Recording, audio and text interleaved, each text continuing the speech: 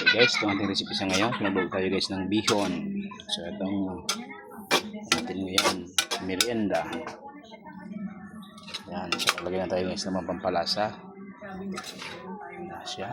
Ayan, luto na.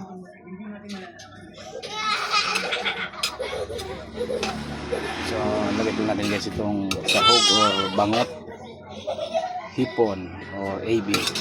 So guys,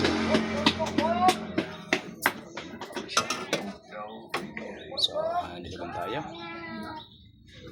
So don't forget to follow, please like and share and subscribe ang aking YouTube channel, Dexio Vlog, or sa my Facebook page, Post Dex Vlog.